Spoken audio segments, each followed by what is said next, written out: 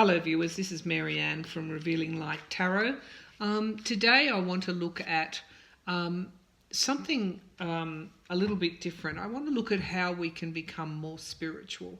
How can we live more spiritually and what happens when we do? Because I think spirituality is there for all of us. It's a gift that's been given to us and it's something that we can tap into. And when we do start to tap into our own spirituality, amazing things actually do happen.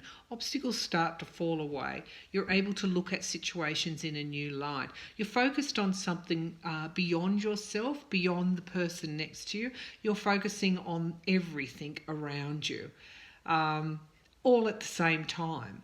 And that makes for a very empowering perspective, and I think it lifts you out of the mundane and out of the negative, and it allows you to take the benefit that is yours, and that is, I think it clears those obstacles, it clears those patterns, and when those sort of things happen, when you're clearing away, patterns from the past, old hurts, the things that chain us, old heartbreaks, wanting preconceived outcomes, when you clear away all of that, and you're left with just something very, very simple that is everywhere, that's when you are in touch with your own spirituality, and that's when you can benefit from it. So I wanted to ask the cards today, or ask Divine Source, ask the Universal Consciousness,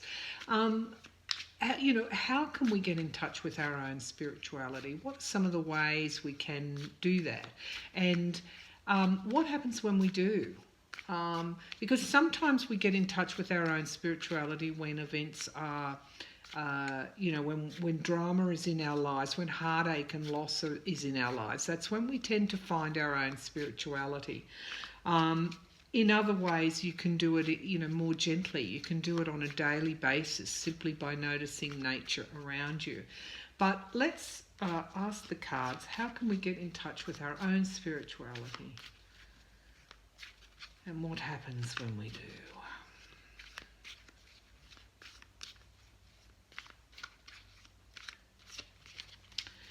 All right. So, the Four of Swords, and it's not surprising that these cards are going to come forward, because this is the card of retreat after battle. It's the card of, almost like, it's the Four of Swords. It's almost like, recovery after heartache and healing. So what this card is saying is, if you're facing loss, and if you're sometimes it can come through in illness, whatever it is that you're facing, you can actually achieve a more spiritual perspective, because, as I said, loss and retreat, withdrawal, can often allow us to reflect. And when we do reflect, we're more open. When we're questioning why we are open to what spirit, to how spirit is helping us. So again, retreat after battle, gives us an opportunity, if we've got these kind of conflicts in our lives. This card is saying that one of the ways to tap into your own spirituality is during the healing process, because we're all healing. It doesn't have to be from a major illness. It can be from a relationship that's gone wrong, whatever that situation is that's causing you to question. You're listening, you're wanting answers, and you're listening for them, and that is when spirit is, you're liable to hear what spirit has to say. And the Page of Cauldrons again comes back to that gift that I was talking about, that our own spirituality is a gift that we can all access. And the Page of Cups is it is about this gift to you, and it is about love. It's there for us to tap into. And often, as I said, we do that when we're in trouble, because that's when we're needing help. And Spirit offers balance. Okay, so one of the ways that you can tap into your spirituality is through being more balanced, through living that balanced life. So whatever it is that's not in moderation in your life, whatever it is that's unbalanced, that's out of control, that is weighing heavily on you, that needs addressing, if you address it, that can open the doors for Spirit to come through. So, I guess we're looking at Spirit often comes when we're facing loss, whether that be through ill health. Spirit comes with love as a gift. Spirit is there to help. And can come through more easily when you're in balance. So what happens then, when we're able to achieve our own spirituality? What happens? What are some of the things?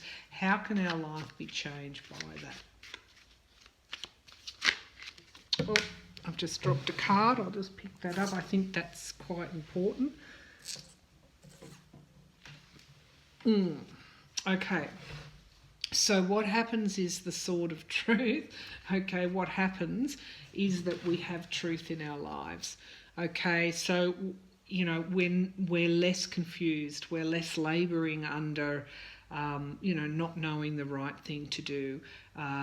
Getting in touch with our own spirituality offers us clearness and clarity. And the King of Shields. So it also brings us what we're intending. So, for example, this card here is talking about it. Spirit brings gifts to us. It allows us to see more clearly, and often that can open up doorways to achieve what we're intending to achieve, whether that is around money or planning. Our way is clearer. Okay, and when there's more balance in our lives, we work better with other people.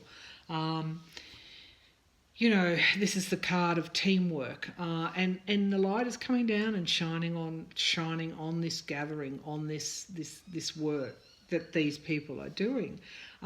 It allows us to be closer, to appreciate those around us. It changes our whole environment. It really does. It changes it for the better. And the Knight of Wands is coming forward with inspiration. This is the card of the freedom seeker, the free-spirited person, the person who is motivated and passionate about moving forward.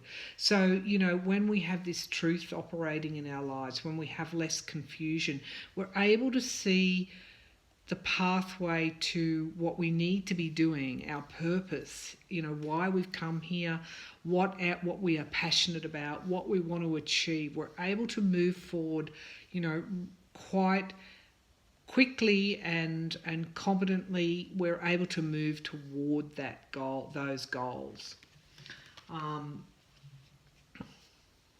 And this gift that allows us to achieve, and also the gift of love, can often lead to a rebirth. This is the Sun. So this can often lead to joy, and the outcomes that we're looking for, because we're actually achieving what we're intending, and we're able then to get the outcomes that we want. But more particularly, it is about happiness, and it's about satisfaction, and it's about joy.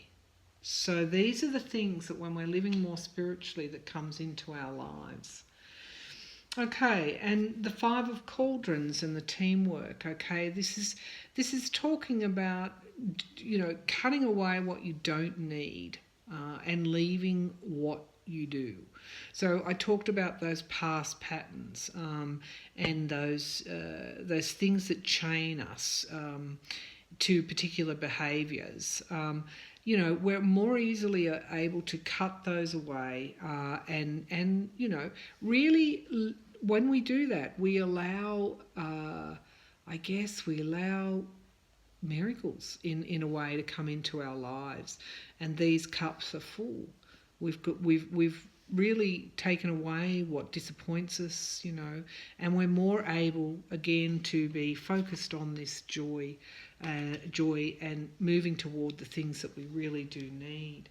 So in summary, this reading is talking about, how do we find our spirituality? It often comes through loss.